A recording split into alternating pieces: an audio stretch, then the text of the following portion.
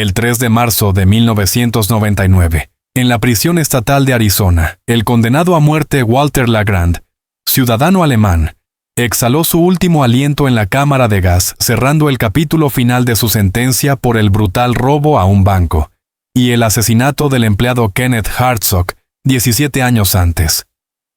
Esta ejecución no fue solo un castigo por un crimen, también encendió una impactante crisis diplomática entre dos aliados de la OTAN, Alemania y Estados Unidos. Antes de enfrentar la muerte, ¿cuál fue la última comida de LaGrande y cuáles fueron sus últimas palabras? Acompáñenos a explorar la historia de Walter LaGrande. Es un viaje desde un niño inmigrante hasta un condenado a muerte. Internacionalmente controvertido, con una muerte que sacudió los cimientos políticos de dos continentes. Un día frío de invierno y un plan que salió mal. En un frío día de invierno de 1982, dos hermanos alemanes entraron en un banco en la pequeña ciudad de Marana, Arizona, con un plan simple de robo. Pero en solo unos minutos todo se convirtió en una tragedia. Walter LaGrande, de 20 años, junto con su hermano Carl, de 19, convirtieron un robo en un homicidio cuando apuñalaron a Kenneth Hartsock, un empleado de banco de 63 años con 24 despiadados cortes de un cúter. Kenneth Hartsock había suplicado por su vida, pero uno de los hermanos dijo 2 veces: «Solo asegúrense de que esté muerto». Este detalle se volvería críticamente importante durante el juicio e influiría en la decisión final del tribunal. Al mismo tiempo, Dawn López, de 20 años, también fue apuñalada varias veces y milagrosamente sobrevivió para convertirse en una testigo clave. Kenneth Hartsock no era solo un simple empleado de banco. Era padre, esposo y el pilar de su familia. Todas las mañanas llegaba al banco a las 7 a.m., siempre saludando a los clientes con un amable «hola». Había trabajado en este banco desde 1960, presenciando cómo la ciudad de Marana crecía de un pequeño pueblo a una bulliciosa comunidad. Mientras tanto, a fines de la década de 1970, Walter LaGrande estaba pasando por una adolescencia problemática. Nacido en Alemania en 1962, Walter y su hermano Carl fueron traídos a Estados Unidos por su madre a una edad muy temprana. Su padre, un soldado estadounidense, había abandonado a la familia poco después del nacimiento de los 2 hijos. Su madre, una mujer alemana soltera, luchó por criar a sus 2 hijos en una sociedad extranjera. Estas 2 trayectorias de vida se cruzaron en un día fatídico. Kenneth Hartsock entró al banco como cualquier otra mañana de jueves normal, sin saber que sería el último día de su vida. Walter LaGrande se despertó en una habitación alquilada en mal estado, planeando el robo que pensó que resolvería todos sus problemas financieros. Pero había un detalle sobre Kenneth Hartsock que ni siquiera su familia supo hasta después de su muerte. Había estado ahorrando dinero en secreto durante 10 años para comprar una pequeña camioneta y abrir un taller de reparación después de su jubilación. Esta libreta de ahorros fue encontrada en el cajón de su escritorio con las palabras: «Para el futuro de Marta», el nombre de su esposa. Infancia problemática y escalada de la delincuencia. Walter LaGrande nació en una familia desestructurada, pero sus primeros meses en Alemania fueron relativamente pacíficos. Su madre Augusta era una joven que se enamoró de un soldado estadounidense destinado en Alemania. Cuando Walter tenía 5 años, la familia inmigró a Arizona con la esperanza de una vida mejor. Pero el sueño americano rápidamente se convirtió en una pesadilla cuando el padre abandonó a la familia. Según los psicólogos criminales, la ausencia de una figura paterna durante una etapa crucial afectó severamente el desarrollo de Walter. Combinado con la presión de la integración cultural y las dificultades económicas, Walter comenzó a involucrarse en conductas ilegales desde muy temprana edad. Mirando la línea de tiempo del desarrollo de Walter, podemos ver claramente el proceso de escalada. En 1975, a los 13 años, Walter fue arrestado por primera vez por pequeños robos. En 1977, a los 15, fue enviado a un centro de detención juvenil por robo. En 1980, a los 18, él y su hermano Carl cometieron su primer robo. En 1982, a los 20, el robo al banco condujo al crimen de asesinato. El día del crimen. 7 de enero de 1982. La mañana del 7 de enero de 1982, el aire de Arizona era seco y frío.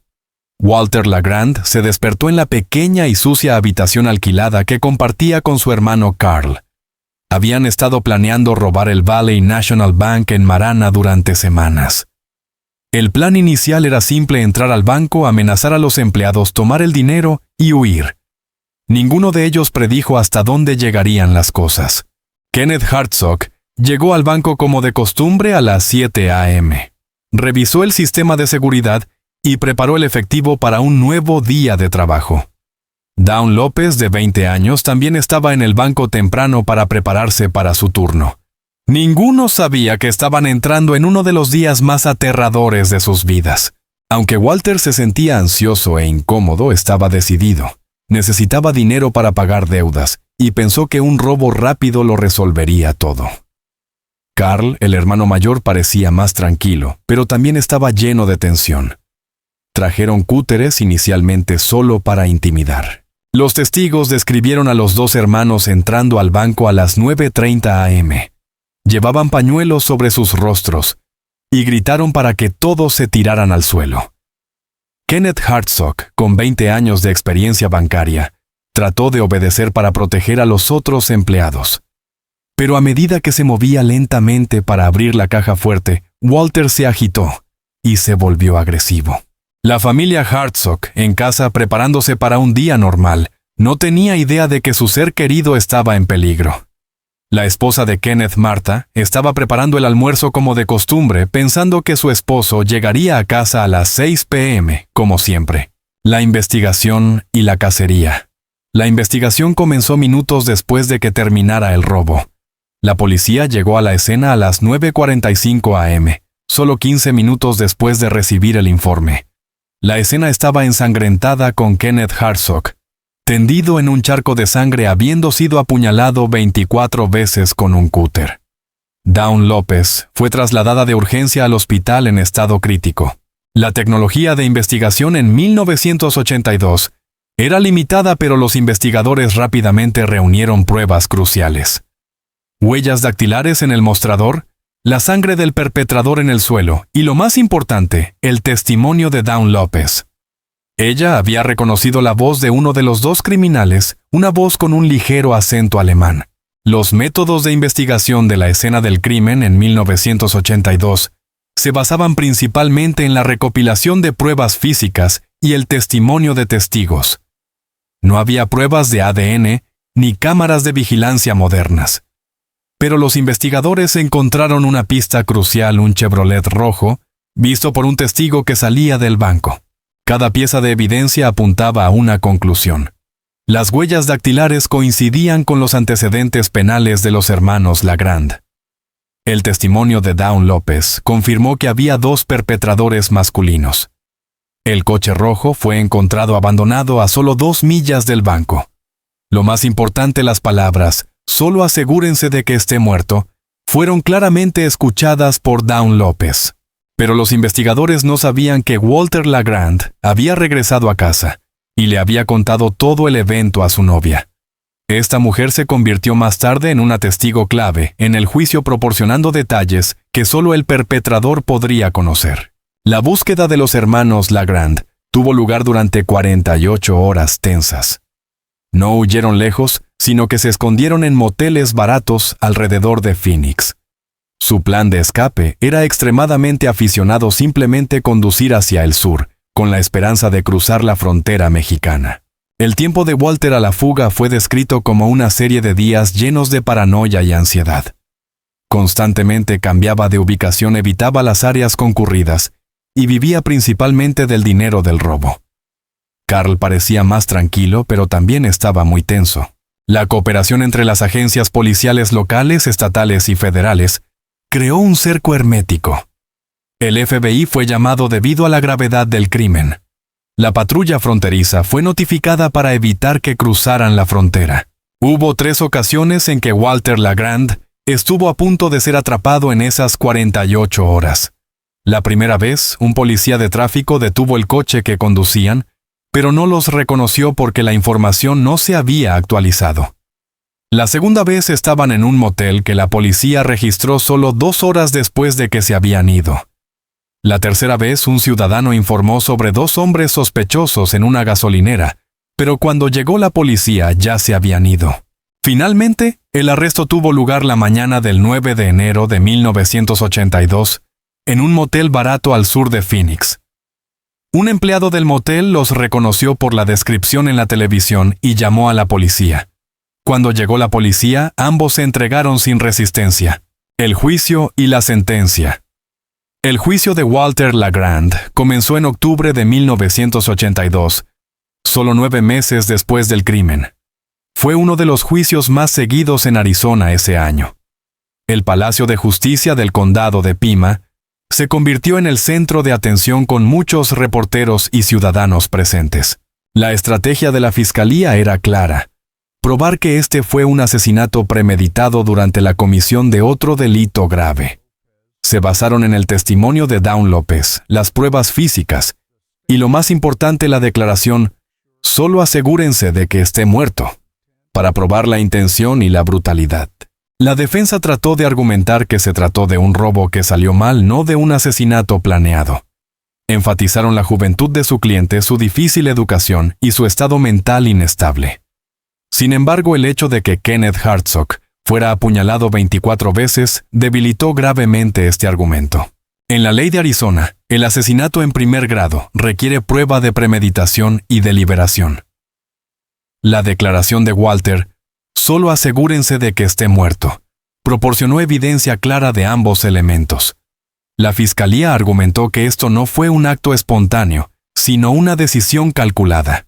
La estrategia de la defensa se centró en mitigar el castigo en lugar de negar la culpabilidad.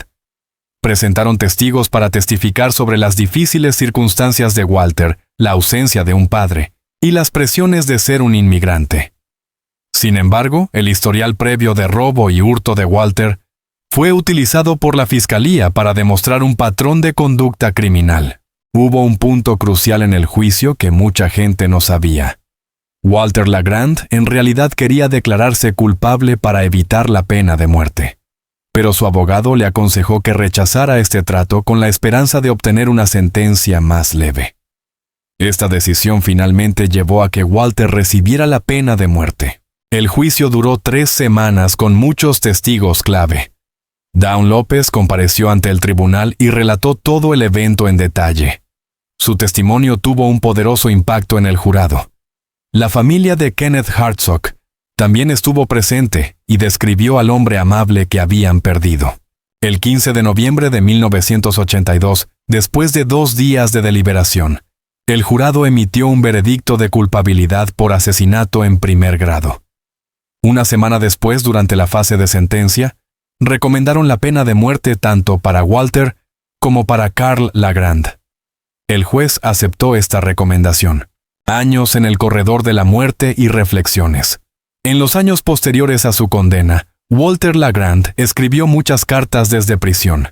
Estas cartas fueron publicadas más tarde y revelaron su complejo estado mental. En algunas cartas expresó un profundo remordimiento por sus acciones. En otras sentía que había sido tratado injustamente por el sistema legal.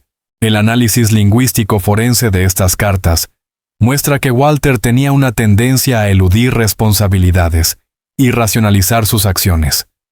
A menudo usaba lenguaje pasivo y evitaba asumir responsabilidades directas. Sin embargo, también había pasajes que mostraban un remordimiento sincero, especialmente con respecto a la muerte de Kenneth Hartsock. Al comparar la línea de tiempo de estas confesiones con la evidencia en el expediente del caso, hay muchas similitudes notables.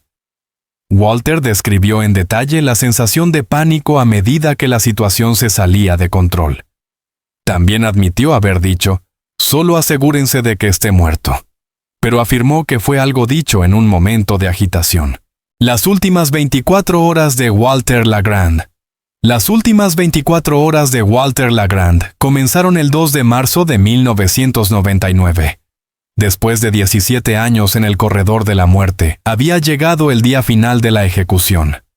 Los guardias describieron a Walter como relativamente tranquilo, sin mostrar signos de pánico o intentos de suicidio como otros condenados a muerte. Las actividades finales de Walter incluyeron una llamada telefónica con su madre en Alemania, quien lloró durante toda la conversación de 30 minutos. También escribió una última carta a su exnovia, en la que se disculpaba por todo lo sucedido. El capellán de la prisión pasó tiempo con Walter, describiéndolo como un hombre que había aceptado su destino. El estado de ánimo de Walter fue notado por los guardias como resignado, aceptando, pero no desesperado. Pasó la mayor parte de su tiempo leyendo y escribiendo en el diario que había llevado durante los últimos años de su vida. Una evaluación psicológica final mostró que Walter había alcanzado un cierto estado de calma después de años de lucha psicológica. La última cena y las últimas palabras. La última comida de Walter Legrand se convirtió en una de las más famosas en la historia del corredor de la muerte. Pidió 6 costillas de res a la barbacoa, 1 bistec, T-bone grande, 2 hamburguesas con queso y tocino, un orden grande de papas fritas, 4 latas de Coca-Cola, un batido de vainilla, una pinta de helado de fresa y algunos dulces variados. La comida se sirvió a las 4 p.m. del 2 de marzo, unas 18 horas antes de la ejecución. Walter comió lentamente y pareció saborear cada bocado. Los guardias lo describieron comiendo como un hombre normal, disfrutando de una buena comida sin signos de ansiedad o prisa. El gran volumen de comida sorprendió a muchos, casi un mini festín. Muchos observadores creen que esto no se trataba solo de comer hasta saciarse, sino que también era una declaración silenciosa. La elección de alimentos típicamente estadounidenses podría reflejar la complejidad de la identidad de Walter, un alemán que había vivido en los EEU casi toda su vida. La mañana del 3 de marzo de 1999, Walter Legrand fue llevado a la cámara de ejecución a las 9 a.m. La cámara de gas de Arizona era una pequeña habitación con una silla de metal en el centro, rodeada de gruesos cristales, para que los testigos pudieran observar. En la habitación estaban el alcaide, un capellán, un médico, y testigos incluidos representantes de la familia de la víctima y reporteros. Se le preguntó a Walter por sus últimas palabras. Miró a través de la ventana de cristal y dijo: «Los amo a todos». Esta declaración sorprendió a muchos testigos. Un hombre que había matado brutalmente a Kenneth Hartsock ahora hablaba de amor en sus últimos momentos. El análisis psicológico de esta declaración final muestra una profunda paradoja. Walter pudo haber estado tratando de expresar remordimiento, o fue su forma de buscar el perdón de aquellos que habían presenciado su vida. Sin embargo, algunos analistas sugieren que pudo haber sido un último acto manipulador. El impacto de estas palabras en los testigos y la familia de la víctima fue variado. Algunos se sintieron confundidos por el contraste entre sus acciones brutales pasadas y esta declaración aparentemente sincera. La familia de Kenneth Hartsock, presente en la cámara de ejecución, describió un sentimiento complejo, a la vez enojo y tristeza: la ejecución y sus consecuencias. El proceso de ejecución por gas comenzó a las 9:10 a.m. Walter fue atado a la silla de metal y se dejaron caer pastillas de cianuro de sodio en un recipiente con ácido sulfúrico debajo de la silla. El gas de cianuro de hidrógeno comenzó a llenar la cámara y se le indicó a Walter que respirara profundamente para que el proceso fuera rápido. Sin embargo, Walter no siguió las instrucciones. Intentó contener la respiración y se negó a inhalar profundamente, lo que provocó que el proceso se prolongara dolorosamente. Durante casi 10 minutos, los testigos observaron a Walter convulsionar, jadear y parecer estar agonizando. La escena hizo que muchos de los presentes se sintieran incómodos y cuestionaran la humanidad de este método de ejecución. Un médico declaró a Walter Legrand muerto a las 9:18 a.m. del 3 de marzo de 1999. Su muerte marcó una de las últimas veces que Arizona utilizó la cámara de gas. La brutalidad del método, especialmente en el caso de Walter, impulsó a muchos estados a cambiar a la inyección letal. La reacción inmediata de los testigos fue diversa. La familia de Kenneth Hartsock sintió que se había hecho justicia, pero también fueron perseguidos por la dolorosa escena. Los reporteros presentes la describieron como una de las escenas más inquietantes que jamás habían presenciado. Los medios internacionales, especialmente de Alemania, informaron extensamente sobre esta muerte brutal. Con la muerte de Walter Lagrand, se cerró el capítulo final de un caso que duró 17 años. Pero las secuelas de este evento durarían muchos años, creando cambios significativos en las relaciones diplomáticas y el sistema de justicia. La familia de Kenneth Hartsock, después de años de luchar por la justicia, finalmente la vio cumplida.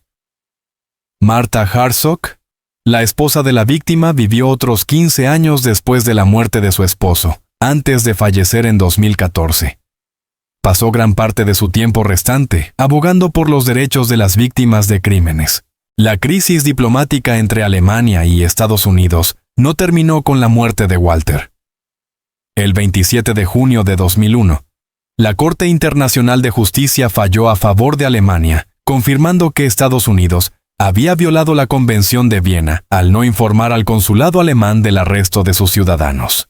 Este fallo provocó cambios significativos en los procedimientos legales de EU.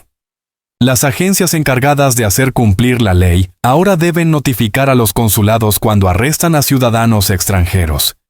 Esto se ha llamado el Protocolo Lagrand, un legado no deseado pero importante del caso. Aún existen elementos sin resolver. Hay evidencia que sugiere que Walter y Carl pudieron haber cometido otros crímenes antes del robo al banco de 1982, pero estos casos nunca fueron investigados a fondo. Algunas víctimas de robos sin resolver en Arizona aún esperan encontrar respuestas. Para aquellos interesados en el caso Walter Lagrand, o con información sobre crímenes sin resolver en Arizona durante el periodo 1980-1982, el Departamento de Seguridad Pública de Arizona aún acepta información. Línea directa 1-877-292. Tips, lecciones aprendidas y legado duradero. La historia de Walter Lagrand ha dejado muchas lecciones importantes. Judicialmente cambió la forma en que EU trata a los ciudadanos extranjeros arrestados. Humanamente contribuyó a la eliminación de métodos de ejecución crueles. Diplomáticamente demostró la importancia de adherirse a los tratados internacionales. Desde un niño inmigrante alemán hasta un condenado a muerte internacionalmente controvertido, Walter Lagrand se convirtió en un símbolo de muchos problemas complejos en el sistema de justicia moderno. Su suntuosa última comida, sus últimas palabras, "los amo a todos", y su dolorosa muerte en la cámara de gas, se han convertido en imágenes inquietantes en la historia del crimen estadounidense. La muerte de Walter Lagrand no fue simplemente la ejecución de una sentencia. Se convirtió en un momento decisivo en la historia de la justicia, la diplomacia y los derechos humanos.